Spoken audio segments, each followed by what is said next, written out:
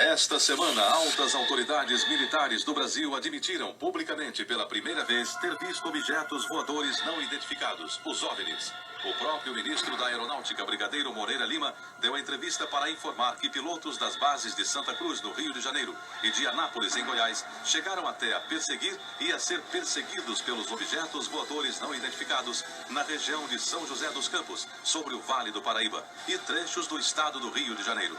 Eram 21 OVNIs, segundo os militares, que ficaram mais de 3 horas sobrevoando o território brasileiro na noite de segunda e madrugada de terça-feira. Okay, Houston, we've had a problem here.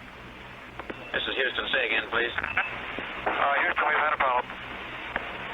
We've had a main beam bus undervolt. Roger, main beam undervolt. Okay, stand by, 13, we're looking at it.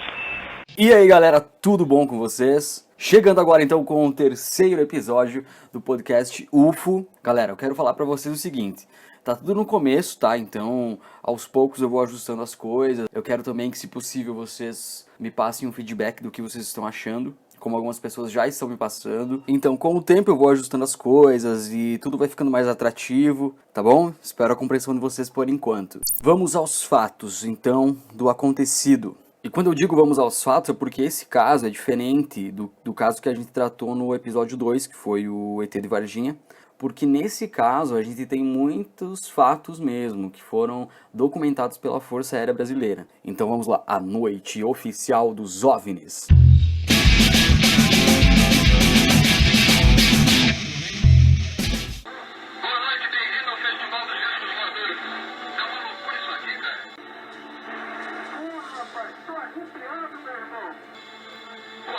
Os que eu pude ver, estavam de cor o tempo todo, vermelho, amarelo, azul, lilás, aquele tipo de coisa. Afirmativo, é um objeto. Quem não tem condição de definir se é um avião ou se é um tipo de objeto. Dissecando novamente, cronologicamente, os fatos para que a gente possa entender. No dia 19 de maio de 1986, foi a data que ficou conhecida historicamente como a Noite Oficial dos OVNIs aqui no Brasil. E mundialmente, né? Porque esse caso é um caso conhecido no mundo inteiro. Então o que temos aqui? Um fato oficial dos militares, 21 objetos não identificados, 3 horas de perseguição. Temos documentos que comprovam que por pelo menos 3 horas, 3 a 4 horas, 21 objetos não identificados perseguiram os caças brasileiros e os caças também perseguiram os objetos. Começando então, às 8h30 da noite do dia 19 de maio de 1986, ocorre então o primeiro avistamento na torre de controle de São José dos Campos, São Paulo. O controlador dessa torre entrou em contato com o avião Xingu da Embraer, que estava no espaço aéreo, que ele estava podendo verificar no radar. Então ele entrou em contato com esse avião Xingu e esse avião confirmou o avistamento desse mesmo objeto que esse controlador estava observando na torre. Quem estava no comando desse avião era o coronel Osiris Silva. Ele estava voltando de Brasília, ele tinha acabado de tomar posse como presidente da Petrobras na época. Então o coronel Osiris Silva saiu lá do Distrito Federal, estava voltando, e nesse trajeto ele avistou essa mesma luz. Nisso, o controlador entrou em contato então com o coronel, que estava comandando essa aeronave. Ele confirmou o avistamento desse mesmo objeto. Então o que o controlador pensou? Eu vou pedir para esse cara ir atrás desse objeto para a gente saber o que é, ou pelo menos ter uma noção do que pode ser. Aí então foi isso que ele fez. Ele pediu para o coronel Osiris Silva, que estava no comando da aeronave, seguir esse objeto, ou tentar se aproximar dele. Então o coronel Osiris obedeceu o comando da torre, se aproximou, tentou se aproximar desse objeto e ele avistou esse objeto. Segundo o que o coronel Osiris Silva disse, era um objeto que não era uma estrela, era maior que uma estrela, vermelho, brilhante e que não tinha direção. Luminoso no espaço, parecia um astro normal. Eu voei na direção dele e após 5, 6 minutos de voo, fiquei com a impressão de que ele começou a esmaecer e perder a intensidade e o brilho. Seguindo aqui, às 21h14, então às 9h14 da noite, o controle de radares de São Paulo também avistou o objeto. Às 9h20, a torre de controle de Brasília também confirmou a mesma coisa. Olha só, às 22h23, às 10h23 da noite, o primeiro jato F-5 saiu do Rio de Janeiro com armamento de guerra, pronto para ser disparado. Ele saiu da base de Santa Cruz, lá no Rio de Janeiro, para ir atrás desse objeto para saber o que é, né? Porque todo mundo começou a ficar assustado, porque não poderia ser qualquer coisa. Aí então, às 22h45, às 10h45 da noite, o radar de Anápolis, em Goiás, também avistou. E nisso, eles enviaram um Mirage, também armado, para ir atrás desses objetos. Olha, agora começa a ficar mais interessante ainda. Às 23h15, então às 11h15 da noite, houve a primeira perseguição do objeto. Um pouco depois, às 23h17, então às 11h17 daquela noite, mais um caça Mirage saiu de Anápolis para ir atrás desse objeto. Olha só, às 23h20, então às 11h20 da noite, aquele caça F-5, ele avistou aquele objeto no radar do caça, porque antes ele estava sendo avistado somente no radar da torre. Os caças brasileiros, eles até então não estavam conseguindo identificar isso nos próprios radares. Aí então às 11h20 da noite, o caça F-5 começa a avistar aquele objeto no radar. Ok, aparentemente o objeto está evoluindo, ok? De um lado para o outro, e não está havendo muita razão de aproximação, não. E está ascendendo no momento. Eu estou cruzando o nível 210 e anteriormente ele estava com o mesmo nível que eu, no nível 170. Ok, no momento sem contato radar. Mas há cerca de 1 minuto atrás eu liguei o radar e obtive o contato radar, ok? Aproximadamente 10 para 12 milhas. E observou a coloração do objeto vermelha, ok? Piscando luz vermelha, verde e branco, capa? Essas 3 colorações ficaram bem definidas. Ok, eu estou informando que aparentemente não deve ser uma aeronave, ok? Um avião. Devido à performance dele no que diz respeito à velocidade, ok? E também pelo local que ele está voando, ok? Confio que você entendeu.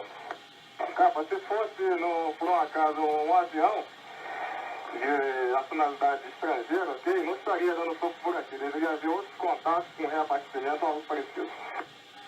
Às 23h36, então às 11h36, eles lançam o terceiro Mirage. Então o terceiro Mirage sai da base. Tá, acontecido tudo isso, então, das 9h14 da noite até as 11h36, todas essas movimentações, perseguições, os caças saindo das bases. Aí então agora a gente vai voltar a falar daquele avião, daquela aeronave que estava sendo controlada pelo Coronel Osiris Silva, porque esse era um avião da Embraer, não era um caça, tá? Então o Coronel Osiris foi o que teve o primeiro contato com o suposto objeto. Ele tentou seguir, ele visualizou, ele mesmo viu, tem relato. Aí, depois de perseguir por algum tempo esse objeto ele ficou muito rápido e desapareceu. Aí essa aeronave Xingu, do Coronel Osiris Silva, retornou e pousou no aeroporto de São José dos Campos. Depois que essa aeronave da Embraer pousou no aeroporto de São José dos Campos, o controlador de voo da torre ali de São José dos Campos, que era o Sérgio Mota da Silva, ele começou a avistar mais objetos. Então depois daquele primeiro objeto, aconteceu tudo aquilo, o avião pousou, ele começou a avistar 3, 4, 7 objetos, ele perdeu a conta de quantos objetos ele começou a avistar.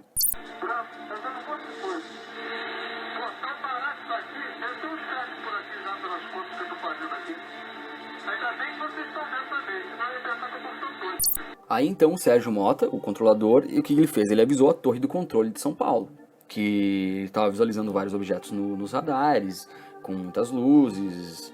E o que mais deixou esse controlador de voo assustado quando aconteceu foi porque os objetos, eles se alinharam, eles ficaram em posição de formação, o que levava a crer que esses objetos eles tinham algum tipo de inteligência, alguma tecnologia para eles estarem alinhados no céu. Tá, então o Sérgio Mota, o controlador, avisou a torre de controle de São Paulo e eles confirmaram que também estavam visualizando aqueles objetos. E olha só que interessante isso também, gente. O Sérgio, que é aquele controlador de voo, um tempo depois ele deu uma entrevista e ele disse que ele brincou, digamos assim, com os OVNIs.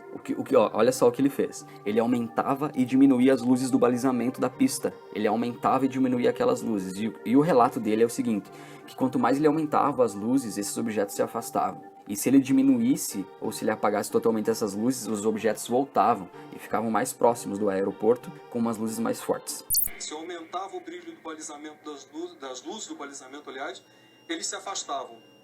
E se eu diminuir a intensidade das luzes do balizamento, eles se aproximavam. Pareciam responder de modo inteligente aos sinais que eu fazia com as luzes da pista de pouso e decolagem.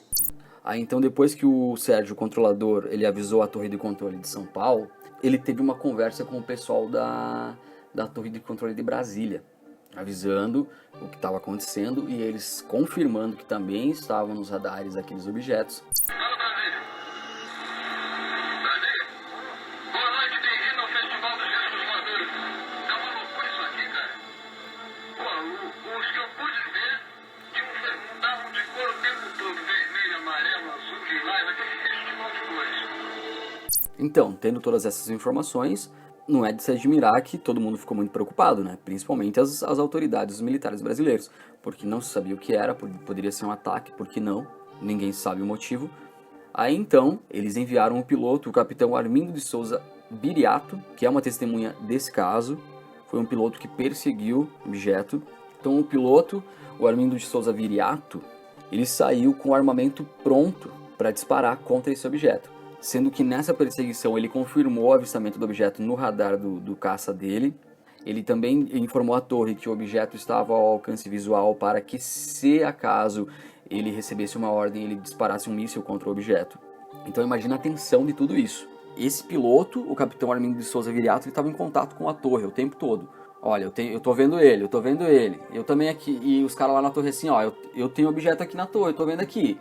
Como é que tá aí? Ah, eu tô vendo também. Então, daí os caras lá assim, ó, então continua na cola, vai perseguindo. Porque se der merda, nós vamos explodir tudo, vamos fazer uma guerra com os alienígenas. Entendeu? Tu fica aí, tu fica na cola, porque se der merda, você vai disparar um míssil, nós vamos começar uma guerra dos mundos. Tá, brincadeiras à parte. O capitão, então, ele tava perseguindo esse objeto e ele tava só esperando uma ordem para disparar. Você vai ter um contato visual, ok? De 2 para 1 hora. Um pouco alto, ok? Estamos em rumo aparentemente perpendicular um com o outro. Afirmativo, é um objeto, ok? Não tem condição de definir se é um avião ou se é um tipo de objeto. Então, intermitente, ok? Piscando. Aguarde. Estou curvando para a dele, ok? Botar ali. Aí então, conforme ele foi chegando mais próximo do objeto, o objeto ele se distanciava mais dele. E aí ele foi seguindo, ele ficou muito veloz. Segundo o que o piloto disse numa entrevista um tempo depois também, aparentemente, aproximadamente 15 mil km por hora, esse objeto teria atingido e desapareceu, simplesmente sumiu. Então olha só, gente, um caça brasileiro quase atingiu um OVNI com um míssil. Então foi uma noite frenética para a Força Aérea Brasileira, todo mundo assustado, arrepiado com o que poderia ser, com o que poderia acontecer. Dado tudo isso, então no dia seguinte de tudo isso, foi convocada uma coletiva de imprensa do alto comando da Força Aérea Brasileira para explicar para a população que estava assustada com o que estava acontecendo, o que realmente aconteceu. Então o ministro Brigadeiro Moreira Lima, na época, era o ministro da Aeronáutica, né? Na coletiva, então, o ministro ele tentou explicar o que aconteceu, onde esses objetos, sim, adentraram o espaço aéreo brasileiro, foram enviados a aeronaves, sim, para tentar descobrir o que era, e que, segundo ele, e segundo o que eles tinham apurado até então, esses objetos eles possuíam inteligência, porque eles aceleravam, desaceleravam, eles mudavam de direção, eles voavam em formação, mas eles tinham muita pouca informação, eles não sabiam realmente o que estava acontecendo, eu acredito, porque era tudo muito recente e até hoje a gente não sabe exatamente o que aconteceu, na verdade, né? Então, nessa coletiva de imprensa, ele tentou explicar para as pessoas, para a imprensa, para todo mundo que estava assustado, o que teria acontecido. Ele falou que não tinha explicação, que eles não sabiam realmente o que era, que eles investigaram, que realmente aquilo apareceu nos radares, que eles enviaram as aeronaves, que eles tentaram realmente descobrir do que se tratava, mas que até então eles não sabiam realmente o que era. Só que eram objetos não identificados, supostamente com uma inteligência e uma tecnologia. Toda vez que é detectado algum objeto não identificado, evidentemente há um processo bastante eficiente de verificar se foi alguma aeronave que está voando sem um plano de voo aprovado, etc. Mas quando se comprova que é algo diferente, as aeronaves então são acionadas. O que ocorreu foi que os radares detectaram vários objetos não identificados. Aí nessa coletiva, o ministro brigadeiro ele prometeu que em 30 dias ele ia revelar um relatório para todo mundo sobre o que tinha realmente acontecido. Acontece que esse relatório ele não foi revelado em 30 dias. Ele demorou quase 30 anos para ser revelado. Quando finalmente o relatório foi liberado, eles tentaram chegar o mais próximo a uma conclusão, mas ainda assim não conseguiram. Eles não conseguiram dizer com certeza o que aconteceu, quais eram os objetos, da onde eles vinham, porque realmente não tem como saber, né, gente? Então, vamos pegar aqui, eu anotei aqui para vocês os principais tópicos conclusivos do relatório que eles disponibilizaram. Vejam a diferença deste caso em comparação, por exemplo, com o caso do episódio 2. Aqui no episódio 2, sobre Varginha, a gente tem muitos relatos, muitas informações desencontradas, muitas pessoas que viram ou que não viram, que ouviram histórias, entendeu? Já nesse caso, a gente tem documentos, a gente tem a Força Aérea Brasileira se envolvendo com isso, a gente tem o ministro da Aeronáutica da época, ele convocando coletiva de imprensa para tentar explicar para a população o que aconteceu e admitindo que sim, 21 objetos não identificados adentraram o espaço aéreo brasileiro e que eles não sabiam a explicação daquilo. Tá, então segundo esse relatório, olha só, os objetos produziam ecos nos radares do sistema de defesa e também nos radares dos jatos, que foram enviados para perseguir esses supostos OVNIs. Então, os objetos, eles existiam. Pode ser um defeito nos radares? Sim, mas é muita coincidência que Brasília, São Paulo, o aeroporto de São José dos Campos, os caças, todos tiveram defeito. É muita coincidência para mim. Me desculpem. Tá, vamos seguindo então. Houve contato visual dos pilotos, o que também é muito importante, porque os pilotos eles falaram abertamente sobre isso, que eles viram e que tiveram contato com isso e não sabiam o que era. Os objetos atingiram velocidade supersônica e capacidade de acelerar e desacelerar de modo brusco. Ou seja, somente um objeto que possua uma inteligência ou um mínimo de tecnologia para fazer isso. E a principal conclusão desse relatório é a seguinte: os fenômenos são sólidos. Isso são palavras não minhas, tá? Isso não são palavras minhas, isso eu estou tirando de um relatório oficial da Aeronáutica Brasileira. Os fenômenos são sólidos e refletem inteligência, pela capacidade de acompanhar e manter distância dos observadores, como também de voar em formação. Então, eu acredito, na minha opinião, que o que mais tem assustado os militares na época foi quando os objetos eles ficaram em formação no espaço aéreo. Porque quando os objetos ficam em formação, a primeira coisa que vem na cabeça é que vão atacar, né? Então, temos todas essas informações, todos esses fatos documentados que infelizmente demoraram muito para serem divulgados para nós, mas pelo menos foram divulgados, né, depois de muito tempo.